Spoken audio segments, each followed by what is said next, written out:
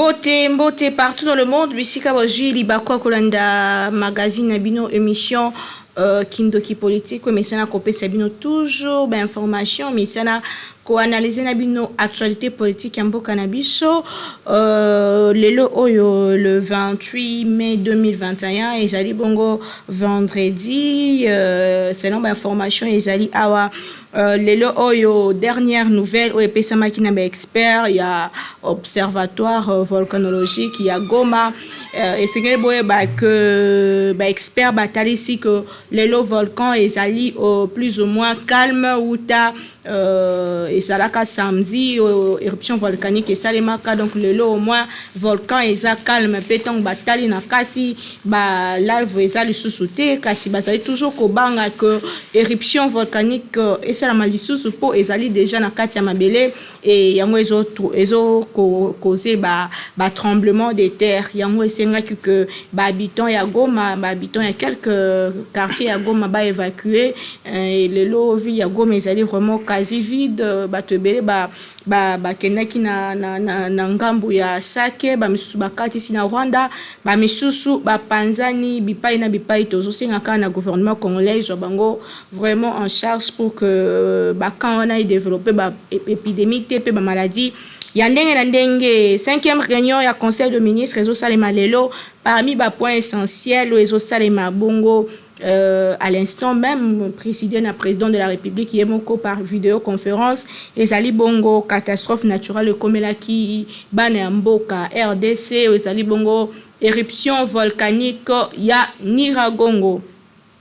Nanga mosusu famille politique ya chef de l'État honoraire président ya Front commun pour le Congo ba sala ki ya bango déclaration ko senga na gouvernement congolais et soit en charge ba victime nyonso oyo bazala ki bongo touché na likama oyo monene komeli biso eza bongo éruption volcanique ko esalemaki samedi dernier.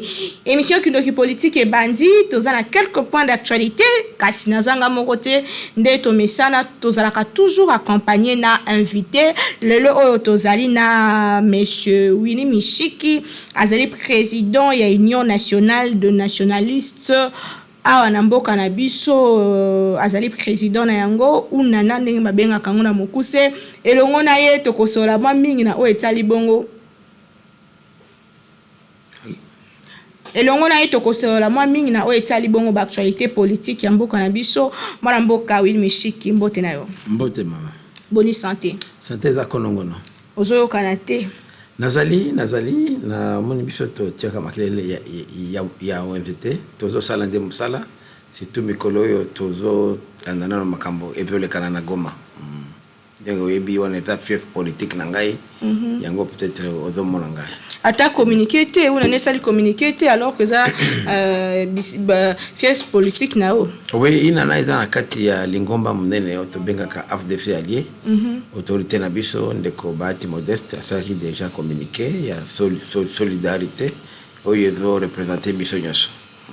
Yango yo ovanda ki o secteur. To fandi puisque communiqué on a déjà et résumé qui déjà makambo to zaki nango déjà ça ne sert à rien de communiquer. Je crois qu'il faut plus qu'on soit actif na terrain puisque bandeko bazala besoin ya lisongi côté orande to zali ko sala mingi poto lukamoni catastrophe naturelle mtoye bakate ereyaka alors batu mingi bazala de banda denga moko même tunazolo bela ole oboye famille so zali banda iza en cavale ndako bandako nanga mingi vi ba fifir na Goma même balabala et baby vraiment ida situation moko imprévisible to zala ngodo il faut plus kotika makelele ya wenze me ko agir plus pour batu ya Goma ba maman ba papa ba ndeko ya Goma bazana besoin ya action mais pas à communiquer. Bandeko mingi ya politique ba lobi que to basala lingomba ezali bongo fond ya solidarité makanisme zani. Et l'initiative ya malamu déjà to saluer solidarité nationale et internationale ou salamai mais fond ya solidarité eza encore mieux mais eloko tozana ngo besoin plus ata fond wana ye pour d'abord ko eba structure nini et ko gérer fond wana tala yomoko nano oyo OVG observatoire volcanologique ya Goma et donc initiative monene ya Banque mondiale et utaka na Luiro à centre de recherche ya Luiro na Bukavu yango nde baye kosala yango bazwaki déjà mosolo mingi 2 millions de dollars pour installer yango mais ceux qui oye kotala kuna lelo pasi 180 personnes oyo baza engagé kuna alors qu'il y a que moins de 10 experts de batumsona baya katana musala te yango moni même alerte et ça la makite puisque et comment kinde neti eloka ya bandeko donc il faut nano avant faut ça la to restructurer nano lingomba ona sinon l'idée à fond il va une idée vraiment géniale mais nani ko gérer mo loana parce que ceux qui structure moko adéquate ya bien te même mbongo ya fond ceux qui yé bako dilapider yango lelo otolobela likambo observatoire ya volcanologique ya Goma batalisaki ke bazaki na connexion internet te uta mois ya octobre 2020 okoloba ke ezali négligence ya part ya l'état congolais. Bon eza part ya responsabilité d'abord ezali na bango moko batu basala kawana coordonnateur na bango yango na équipe na ye et comment ka moko boye monika baza ba jeep ya minene bazoka neti mbongo wana bazoka na banque mondiale et daka mbongo moko il fallait permettre bango baza na autosuffisance il fallait que ba créer ba unité de production alors que bango ba fait de l'autre côté de façon que na juin il y a année passée financement et comme arrêté l'état na biso azoki relèveté mais il n'y a pas longtemps ba uti kobimisa mosolo na ministère ya finance et budget mais Mossolana il paraît qu'il comment quand même il fallait écomater donc il y a un problème réel il y a fonctionnement il faut vraiment qu'on assainir encore pour répondre réellement na ba attente ya biso ba population ya Goma. Donc responsabilité ezali partagée de part et d'autre. Tout à fait puisque ministre Okadawana il a qui peine à gouvernement passé comme ça la donc à cœur là qu'on baquet à tazol baquet budget na il fallait dans au moins 1% à Babundi à commission qui na 0.59 mais malgré ça en tout cas on a senti qu'il y avait un laisser aller puisque en fait rôle les années ceux qui même otali makamboyo ils sont kolekana na Goma ba victime baza plus ba victime il y a ma dégâts collatéraux c'est-à-dire que en dehors il y a ba lave de bazokokufa il n'y a que sur les 37 personnes d'après rapport na autozoa lobby na pourquoi na cellule nanga ya catastrophe autocheki na place il y a parti nanga inana on a mis en place une cellule à crime na 37 personnes oyo bakufi 2 personnes de bakufi vraiment calcinées c'est-à-dire ba okaki kobima na ndako tende lave eye ko consommer bango mais bam suswana et par exemple 9 personnes bazokima mutu kaisali accident batu mususu so ya peu plus que 12 comme ça bakofi puisque bazoya kotambola na lave nano ekauki te bok madame to bakasi bamusupe bakofi par intoxication bazo zo masango mamanyoke bambala kotumbango na moto wana alors que moto wana eza na gaz moko qu'on appelle sulfure. Or sulfure eza vraiment gaz moko toxique bazo bate batum susu pe bakufi bazo linga bazana prison tentative ya kobima na prison profiter na moi kavuyo wana bango pe bakufi donc yango na bi or on eza nini eza parce que absence ya communication en tout cas et c'est là qui malamu te alerte eza ki te bazo kima ndenge na lobina par exemple et pas nanga même ngamo na victime bandako ezo ba fifir balabala et comme ko pasoka mais selon les experts balobi ke na kati ya cratère na kati oya Nyiragongo vraiment lave eza sur la quantité mais tozo banga qui place oyo danti na ba fissure avec ba mouvement sismique ezali ko salama ça peut aussi réapparaître et c'est comme ça mais na sepele mingi vraiment na initiative il y a ministre d'État ministre de l'aménagement du territoire Ndeko Gilwando il y a vraiment une initiative moko qui peut nous éviter les pires même dans l'avenir puisque oyebi que c'est pas la première fois aux éruptions volcaniques ici je me rappelle c'est la 7e fois depuis 1822 toujours on a 1822 1892 1912 Tokeiba 1987 2002 puis donc toujours ango est belé Mais maintenant, il faut qu'on ait la prévention. Et puis, initiative, il y a ministre, Excellence, Guy Luando, et madame. C'est-à-dire qu'autour, il y a volcan latent. Neti na pied, il y a Mont Nyiragongo. Tout ça, il y a digue. Digue, de façon que air volcan, c'est volcan, et ça, c'est maïno, et ça, air quoi, et ça, na place, déjà, et ça prévu pour orienter en Eken. Par exemple, au lieu de l'eau, et comme la ville à Goma, on peut par exemple orienter les laves vers les parcs. On peut aussi créer des digues au Japon. Et Keiti et continue à lac, c'est moins risquant pour la population. Comme ça, on peut éviter les pires dans l'avenir. Il faudrait aussi que volcan, il faut tout vivre dans l'eau. Exact, et le comoko naturel, mais il faut comportement. Il y a bateau bazar. Par exemple, l'élo, si les pieds n'iragon, au moins bateau bateau tonga. Cimetière Mundene Macao, et l'aéroport n'est pas à côté. C'est pas bien. Pourquoi ne pas envisager même petit à petit, il y a qu'à déplacer ville à Goma.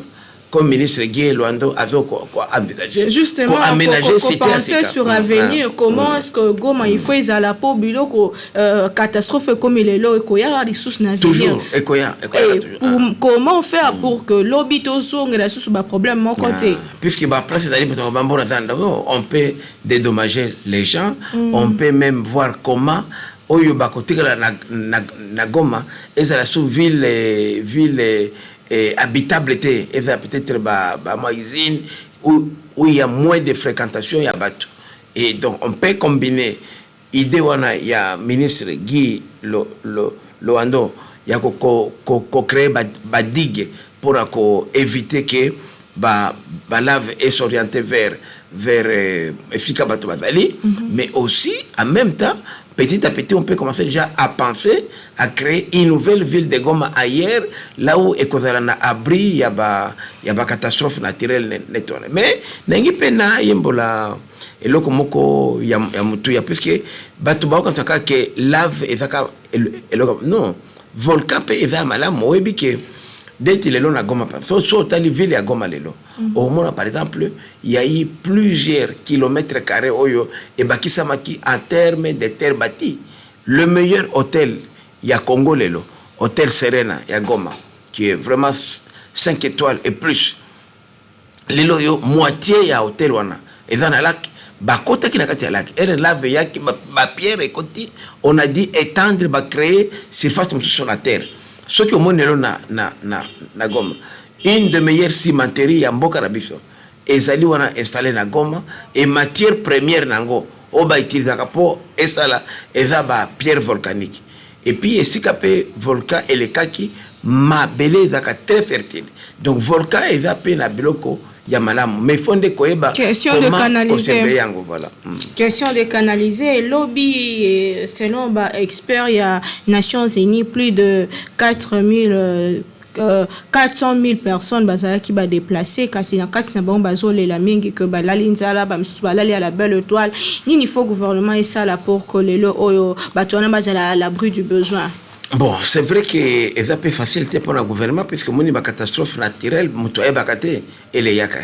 Alors il faut quand même que bande konanga na kumisa wango watu kwa Goma na hivi malanda kasheno yo KNB malamo mingi baluka kozala pe tolérant. Il faut kotonga basi d'accueil, il faut ba transport logistique. Et là, je crois que même ville à Goma, ville moko il y a 2 millions d'habitants. Et les longs, on estime qu'au moins 80%, il y a 2 millions d'habitants, et ça contraint. Il y a Kolongwa, Kotika Batona Bango. Donc, il faudra beaucoup de moyens. Mais moi, je crois que Bandeko Basa est un peu patient, puisque ce n'est pas facile du jour au lendemain qu'on puisse disponibiliser des moyens pour Kosunga Bango. Mais on a constaté quand même que volonté locale est ali, il y a solidarité même locale. Net par exemple Bandeko ya Beni, Butembo, Bauti ko disponibiliser des centaines de bus, puisque transport Malamoko est quadruplé prix pour ya kuzoba tuna Goma et Bango vers Rutshuru, Beni na Grand Nord, Butembo et consort pour ba parier Bango.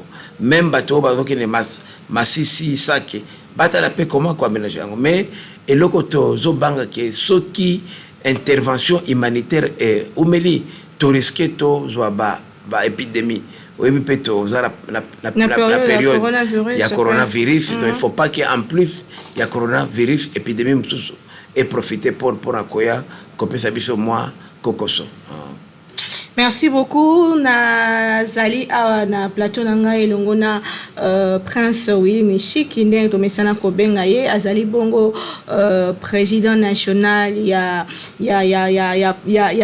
lisanga politique une nana elongo tozo sola mwa mingi na o etali bongo catastrophe naturelle o ekomi na ngambo ya Goma kuna problème o ya éruption volcanique eza naturelle mutoko ka ko prévenir angote ni l'état ni batu même ceux qui sont scientifiques bazala qui mais ils ont déjà naturel le problème est comme il est là il faut que to lukane to ba solution mon amboka Willy Michiki lelo oyo bat bazali banda alors que état de siège pesa na nord Kivu likanisino ezani ndenge nini ekosalema pour que na même temps bat bazo se déplacer en même temps problème il y a état de siège ezala toujours pe ba population ezala sécurisée.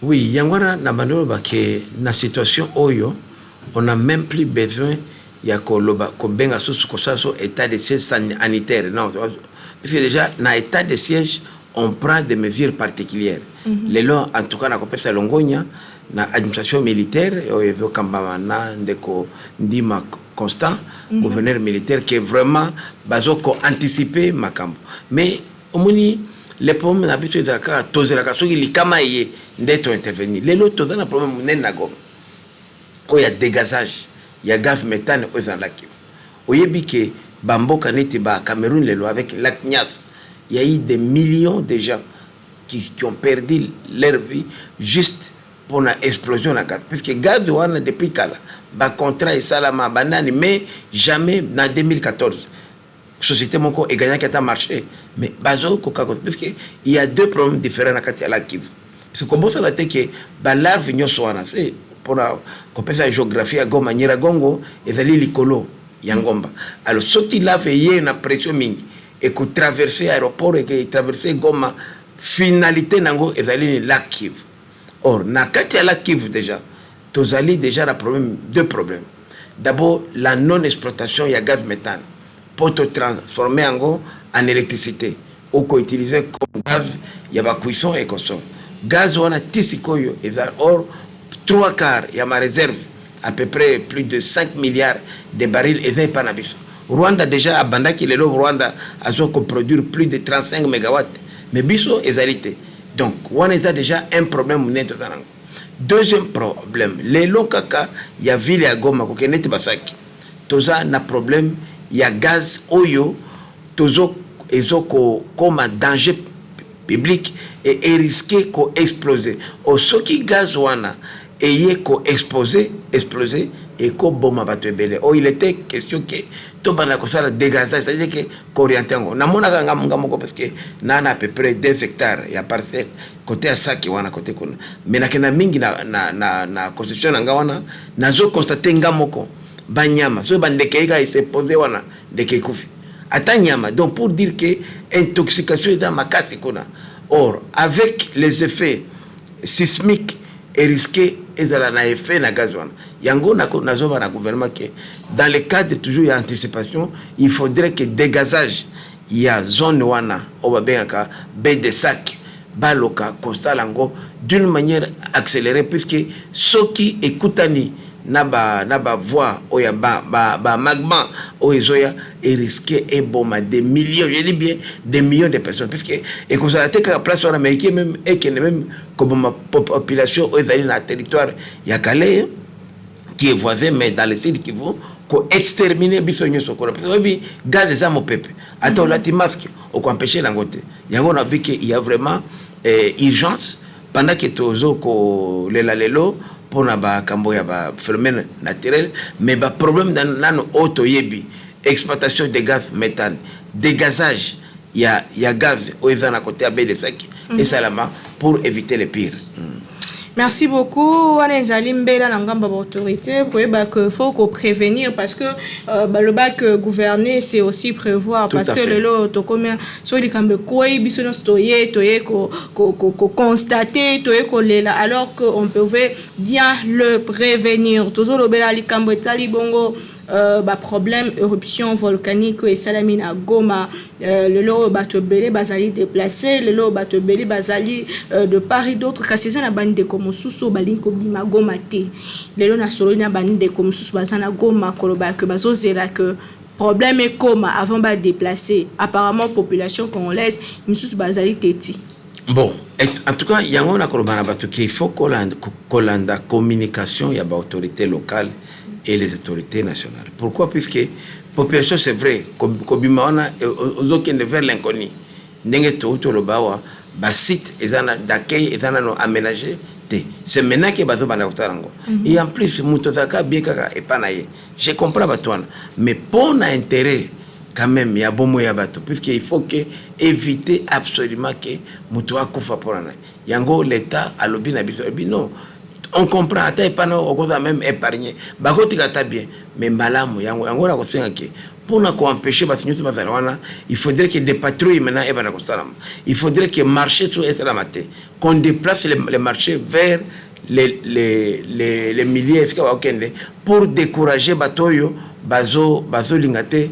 Le gouverneur militaire a déjà assuré que la patrouille a déployé la police dans la FRDC va éviter puisqu'on a constaté que quand les gens profitant de bandades il faut que situation est comme malamu na tozongela awa na ville province ya Kinshasa elongo na parti politique na yo kolo yo moi ndungu eza na ngamba ba parti politique belé baza déjà na terrain ba préparer 2023 kasi mwana mboka Willy Michel azo kana te azo préparer 2023 te ozozela nini. Bon, en fait biso toza na stratégie différente. Toza ba parti ya makelele te ya ba wemze moni école na biso eza IDPS to tinde na école ya IDPS ba mangi wana ozo mona na fango de place to yokola politique makelele ça et le côté tala ba parti de ba perdre des grands partis avec tous les moyens bataille na bango ils ont été même incapables il y a comme juste à peine 10% il y a ba élu 52 na assemblée nationale et là ce n'est pas ma perdre c'est perdre na ba allié na bango yemoko perdre à Komakata à 30 députés. C'est quand même lamentable. Alors que les bérets pour nous donner l'impression que c'est vraiment un grand parti. Moi, je crois que c'est que nous devons implanter parti de porte à porte. Puisqu'il faut d'abord convaincre les moutons. Pas tout ça n'a pas moyen, mais Dieu merci, avec les pays de moyens, on a réussi à être implanté aujourd'hui dans 21 nouvelles provinces. C'est les 26 actuellement à créer. Donc c'est déjà un pas parfait. Et puis la plupart des activités, tout ça, quand on a combo, il y a des faits alliés. Parce que n'oubliez pas que il y a élection. Donc il y a une élection en 2023 comme Inana, mais comme AFDC allié. Donc tout ça a intérêt, il y a qu'on fasse ça AFDC allié comme lobby yende à cause de la véhicule n'a pas auto utilisé pour accomplir ça na pouvoir. AFDC allié yango lelo na pouvoir bino bo se retrouver te. Non, tout dans la carte puisque AFDC allié va te comprendre. AFDC allié est un regroupement, est un AFDC na balé na bango. Donc il y a même na ko bombaté, il y a même certains élus, il y a AFDC comme il y a allié qui disaient ngana na ba 2 3 4 députés non. Bah 2 3 4 députés au bango, c'est le système proportionnel. C'est puisque bah voya ba parti baganda mususu. Il y a des salariés qui yo ozala.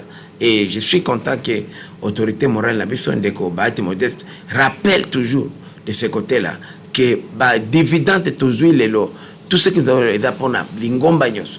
Et je peux vous dire que nous, chez nous en tout cas, et l'eau comme mon côté qu'on a décidé sans que ait le cas la conférence des présidents. L'autre rôle que vous êtes content de faire partie à Union Sacrée. Oui, tout à fait. Non seulement nous sommes contents, mais Ngaï Moutunazo le Beloboy. Nava Jean-Baptiste Yayon Sacré.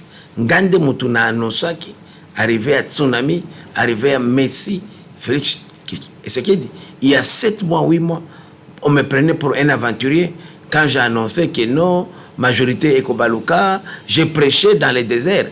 Et quand on a dit que tout comme il y a 267 députés, on va signer qui m'avait aventurier, je crois même tout ça émission. Je me souviens, le Barak FCCK chez Opanda. Et s'il y a lobby, il y a 8 mois, dans lobby, bye bye Janine, bye bye Tambo, va appeler le Alexis, donc c'est ta vision. Et tout ça quand on a expérience. Et on a lobby, biso AFDC allié, et d'ailleurs il faut appeler les chats par son nom, AFDC allié Lelo, des premières forces politiques. Il y a Union Sacrée avec 41 députés, puisque tout ça suivi par IDPS, 32 députés, puis INC 20 et comme ça. Donc, vous êtes vraiment très fiers qu'on a na AFDC allié, et puis na Union Sacrée, et puis Bissot Tolobi na AFDC allié que nous, on n'est pas là pour les postes. Nous sommes là d'abord pour la République. Ce qui République, les lots. Et quoi qu'il tant mieux pour nous, on verra. Mais ce n'est pas comme Bazo Kota pour un petit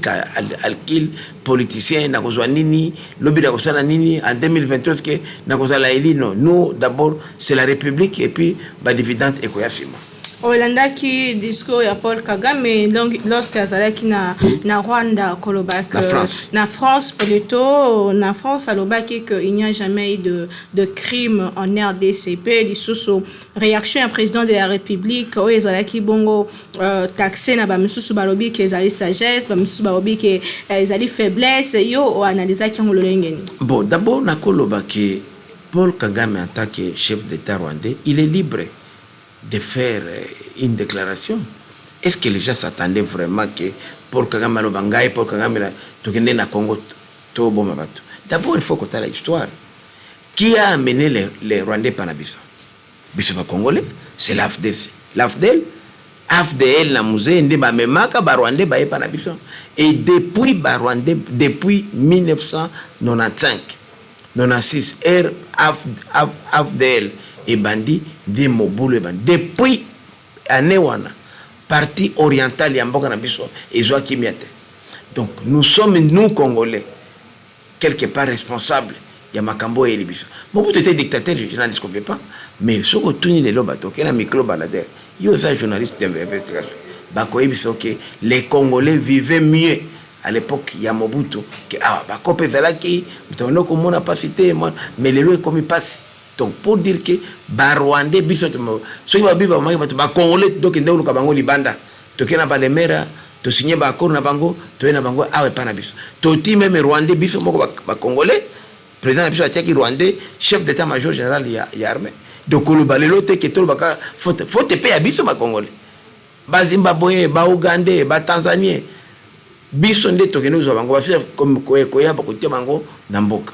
Et j'ai compris que Musée quand même il s'était rétracté à la dernière minute malheureusement baké comme beaucoup bombaye et la bande loba conglomérat d'aventuriers pour évaluer que nous sommes des aventuriers à la bango mutu a sérieux avec des visions moko ezala quitté yango na zolo baboy olia collègue satan ngonga pamba ko sala débat Kagame lobaki boy d'abord Tshisekedi va lui répondre en qualité de qui?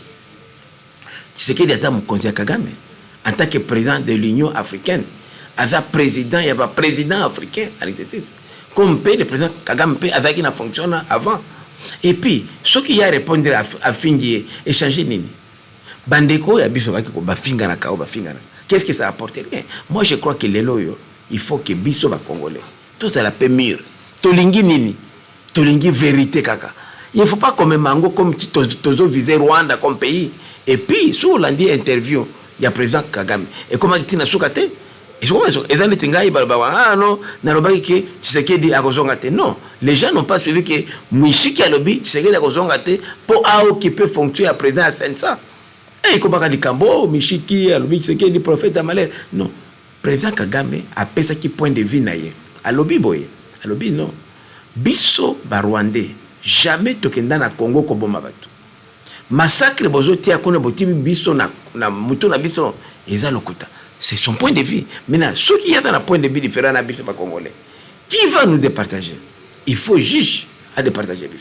Il y a un lobby, au lieu de perdre des tawana, tu préparer le dossier bien ficelé. Tu as un conseil de sécurité. Puisque le conseil de sécurité, azali organe, oyo, ba résolution nango ezali contraignante, c'est-à-dire ce qui a lobby 1 et kosalama. Et puis en vertu ya constitution na biso, les articles 214, 215, résolution où ils allaient prise dans l'organisation internationale dans laquelle nous faisons partie, et dans la force des lois, et ça appelle la suprématie sur les lois de la République. Donc les lois sur le Conseil de sécurité à lobby par exemple, que Ngaï Conseil de sécurité na décision, n'a eu résolution, puisque le Conseil de sécurité a décidé par une résolution. Résolution telle n'a créé tribunal pénal international si la République démocratique du Congo. C'est tout. Pas que si Rwanda, non. Tribunal, je crois, bah, juge, bah, partout. Bah, ça l'enquête. Bah, y a réellement massacre au Salamaki. Génocide au Salamaki et au Takiwapi. Le Rwanda l'a obtenu. Non, ça m'a quel est le Congolais. Il y a eu tribunal international si le Rwanda Arusha. Et ils ont pu vraiment faire des avancées. Bissonde Lokoto Oluka. Toké na conseil de paix et de sécurité à l'Union africaine. Tu déposer dossier pour enquête. Baye comme ça l'enquête à Toké na cour internationale de justice. Tu déposer plainte. Plainte même contre inconnu. Puisque comme ça n'a été que Rwanda a voisin à Bisso. Mutumo côté appona que Rwanda a voisin à Bisso. Côté la té longio yo vous autres non. Jamais. Et puis vous ne voulez pas dire que tous les Rwandais sont mauvais. Non. Est-ce que vous voyez qu'il y a plus de 100 000 Congolais dans le Rwanda? Plus de 100 000 Congolais. Rwandais au Zolo Bawana. Ngai nazana ndako moko na Goma, na centre-ville. Voisin nanga avant 4 mètres. D'ailleurs, la pauvre dame, il veuve, a qui propose Ngai, que Azo fausse sceptique Ngai. Il y a dans la Rwanda.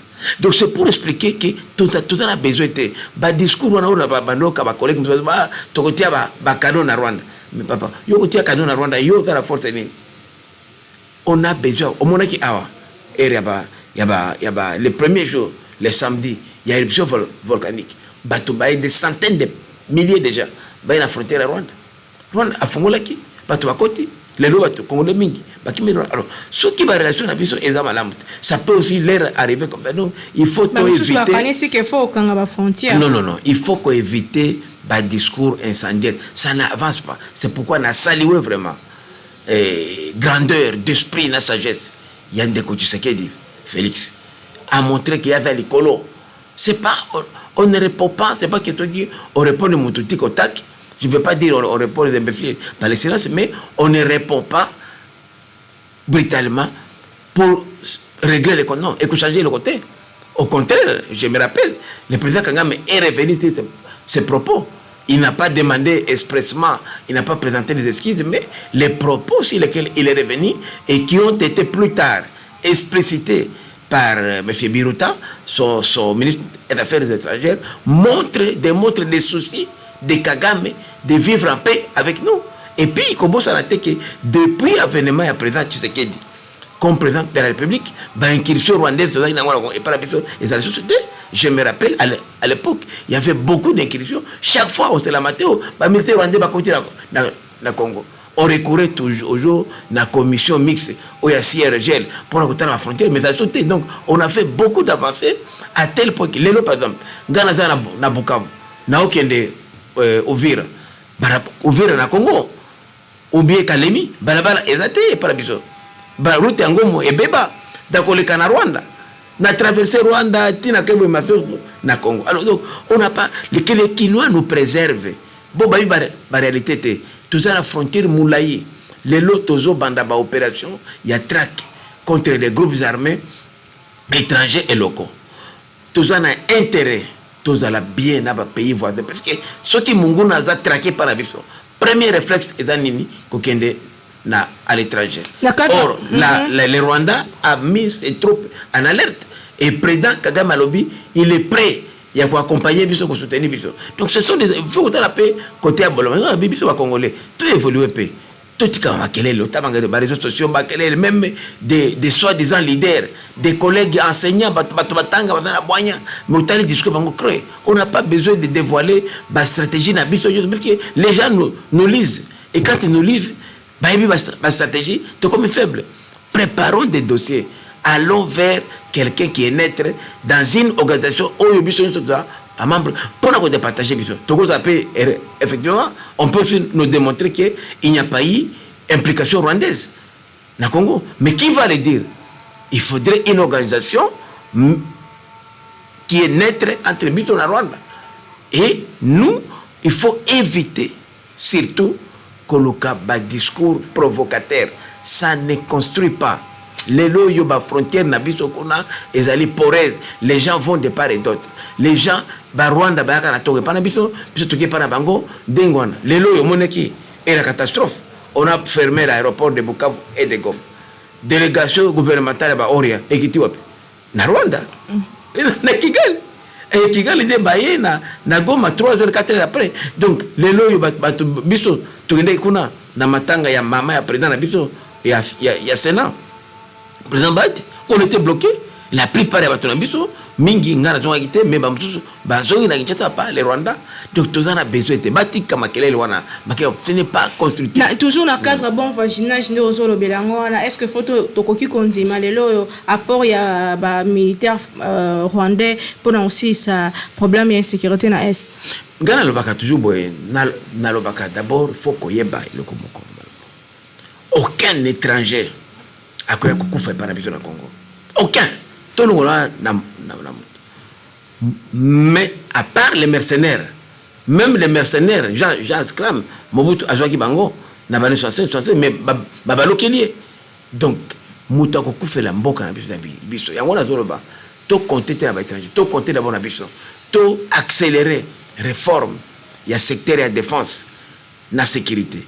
Pour ma pinga na biso, c'est pas normal qu'un militaire qui est au front atiki bana na ena kako koloa ayoki ki moi fina bana babengani bango bakepa ya mama leki soki na monga fula mama leki kuna azana moita il est démoralisé au front munguna ayeboy apesi $100 apesi plan de guerre apesi masas apesi menduki pour atteindre $100 na famille na Elia. Il faut que les soldats basent la condition bien tout est capé oyo biloko ba soldats bateka ba masas na minduki et baninga na ancien dirigeant. Il y a entité Maïmaï, na 1+4. J'ai été avec des groupes, des chefs de groupes armés, Mamsou Souba, comme les lobes généraux, colonels, Bamsou Batikana, Nakatia Samba, Nasola Pena Bango, ils me disent excellence. Biso toza contre pouvoir, Biso tozo battre la Mabele Yamboka, Yangona Zoloba. Dans les cadres de la stratégie, il y a gouverneur militaire, il y a opération à Bango, tout le groupes armés étrangers. Pour enlever prétexte, il y a un mboka balobi ba étranger wana bayaka kozwa mabele na bango et après maintenant on se retourner vers les groupes armés locaux on va enregistrer d'autant plus que ceux qui groupes armés étrangers et commis anéanti prétexte et kozalate et puis ceux qui to sali ba opération na to bandandi à partir frontière ya Uganda na Rwanda ko banda ko yaka nakati comme ça to memi bango na katikati puisque autozolo ba ADF ba LRA ba fana biso awa au moins auto kolanda pas comme les na Beni. Imam Ali, Cheikh Ali, qui était un des hommes les plus prestigieux de la ville, un des hommes les plus riches. Le fait que Abanaï ko prêché à lobby, bande konangai, dengue tozo fanda na mosquée awa, ba sultan na biso nyoka ta na kati. Tout tika bitolo ko la nyoka wana. Eko tongate. Ba ye à bout portant à 11h, ba bete masasi. Mutu pe abimi wana kiozo moto akei.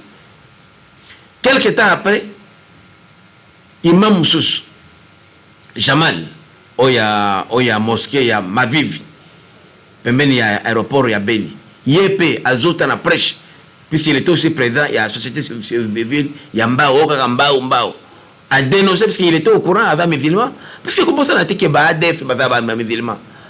Mission na bango principale est d'aller islamiser Congo. Tous les habitants bayimbi ba islam. Awa na Kinshasa, yango na soma na batuke, ba ADF wana même ba opération kaka, bazal sukuna te. Ba chef les cerveaux ya bango moteur o ba dirigeant bazana Goma bazana Bunia bana Bukavu bana Kinshasa outi comme na bango awa na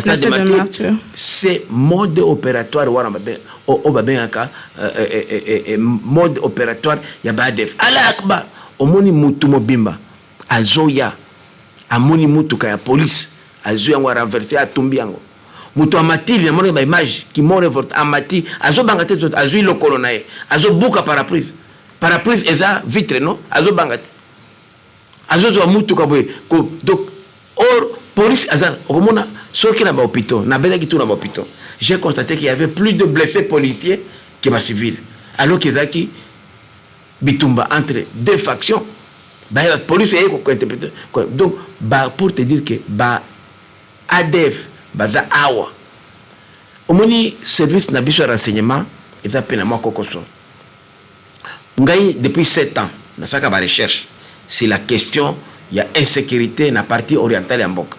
J'ai eu à prendre des langues na ba ex-otages. Les derniers que je viens de voir atakutu awa na Kinshasa de komoko Patrick Mouria. Patrick Mouria wana asala 3 mois. Ba levaki ba bomba nyos yemo kwa biki bakena et babeki alerte zalaki. Numéro 1 ya ADF avec na Dubaï à Okiango.